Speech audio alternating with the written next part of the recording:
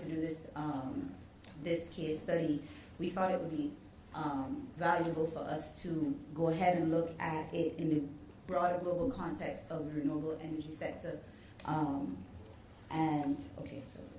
So this is in terms of opportunity and growth. And this is, when we looked at it, we saw that there was the modern renewables is where the global energy sector in terms of solar is located.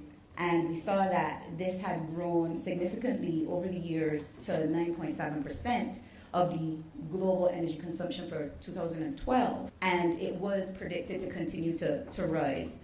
And as a component of that sector, we saw that the solar energy, the global solar energy consumption was 4.1% of modern renewables in 2012. It is the largest global source of renewable energy supply. It was the lead renewable energy sector in securing venture capital in 2011. It generated about US $113 billion in revenue globally, and that's predicted to rise to $183 billion US in 2018. And this includes the entire global energy sector, and that includes solar water heating and the photovoltaics or PV sector, and we'll come back to that, to why that's important to note right now. And when we looked at solar water heating as a component of the solar energy sector, we saw that in 2009, solar water heaters reduced the consumption of oil by 90 million barrels and cut carbon emission by 37 million tons. So it's important. The capacity of glazed solar water heaters grew an average exceeding 15% over the past 5 years, and solar collectors are used worldwide in more than 50 countries for water heating. And so that's why we thought it was important to investigate the solar water heating industry in Barbados. So what is solar water heating? Solar water heating, obviously, we know uses the sun's energy, and that energy is absorbed by a panel, which is called a thermal collector, those panels that you see on people's houses. And there are several types. There are several types, there are two types, but several types of collectors. There's the active system and the passive system. The passive system is the one that is used mostly in the Caribbean region or in hotter climates. And in Barbados, we looked specifically at glazed flat panels, because those are the panels that are produced in Barbados. And they're typically known for a lifespan of 15 to 20 years, depending on the type of collector.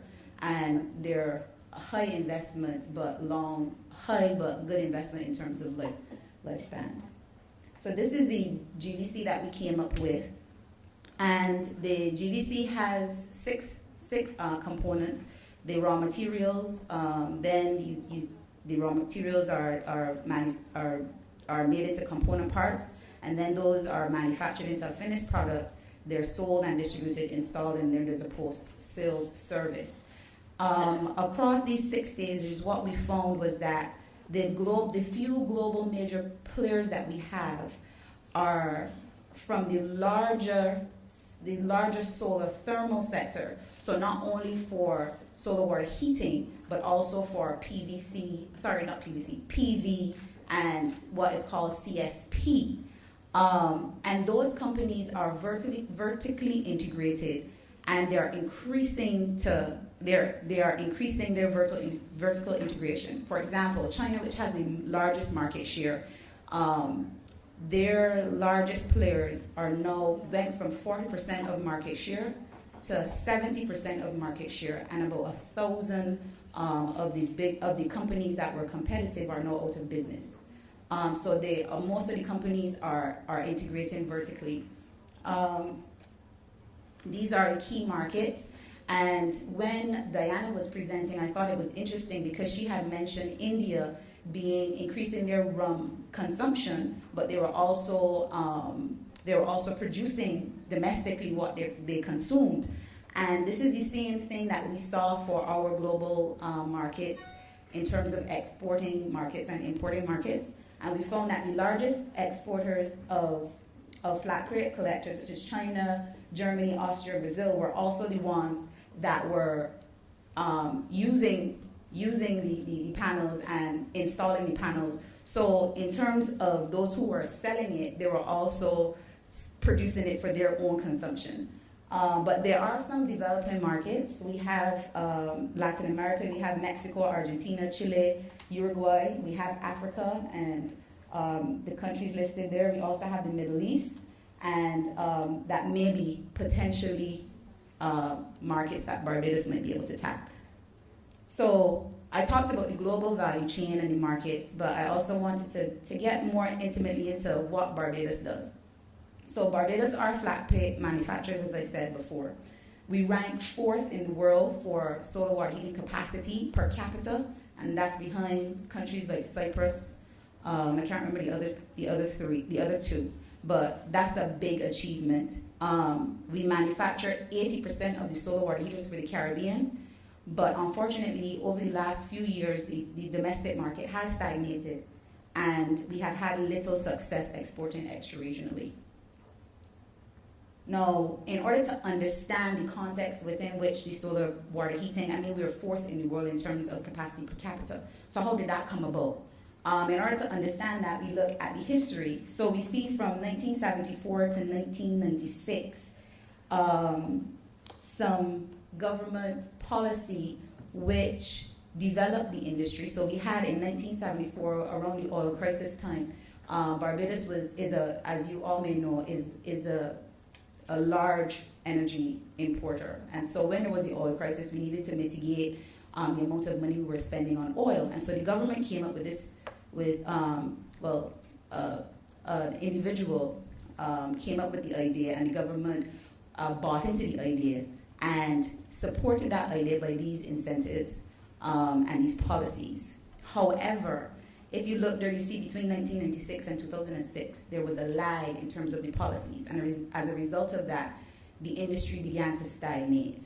And it is only recently, 2006, that we have, the government has started, had a renewed interest in the industry. And this is more of the history continued.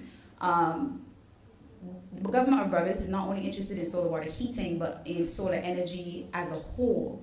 And what they've been looking into is the PV or photovoltaics as an alternative to fossil fuel energy. And they have already installed at various sites in the country PV technology, and they have put together some training and educational programs. And there are also some other renewable energy stakeholders on the island who are looking at solar ovens, street lighting using solar. So it is a vibrant conversation that is going on in the country right now regarding solar energy. So where does Barbados fit into the global value chain?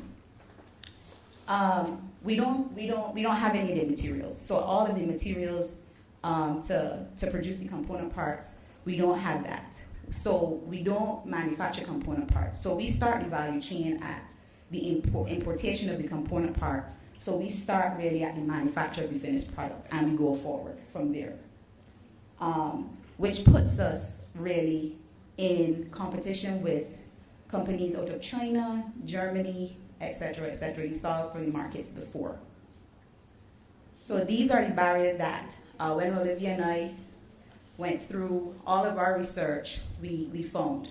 The first thing was, as you saw from 2 slides previous, the policies and the regulations, they stagnated at one point. And because of that, we find that we are now behind.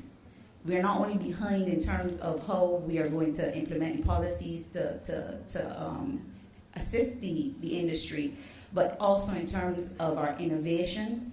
The product has not been upgraded for the last 30 years. So it's the same product that we've been offering for the last 30 years. So there's a low level of innovation, and when there is innovation, it is late and it is slow. There's a lack of cluster cooperation, and one thing that I have not heard here mentioned when we talk about competitiveness, we in Barbados, we have competitiveness, but we have a competitiveness that is negative in this industry. So we have more of a, you take the competitive energy and it becomes infighting, it becomes distrust, and so the industry is plagued by all of that. I'm not sure how that plays out with other industries, but we find for the solar water heating industry in Barbados, there's a lot of fighting among the big players, and there's a lot of distrust. There's a lack of sharing of information. Nobody wants to get to the table and talk about how you're going to upgrade and innovate the product. Then there are obviously other barriers, as you can see. The other barrier I want to talk about was also cost. China produces solar water heaters for 200 US. Barbados produces them for 2,000 US. So that's obviously a big problem. So these are the recommended strategies that Olivia and I came up with. Horizontal integration and product upgrading. Although Barbados already produces 80%, although our market is basically, our domestic market has basically leveled out, we the English-speaking Caribbean, the penetration rate for solar water heaters is only 7.6%. So there is a large market that we can take advantage of if we would just innovate and upgrade the product.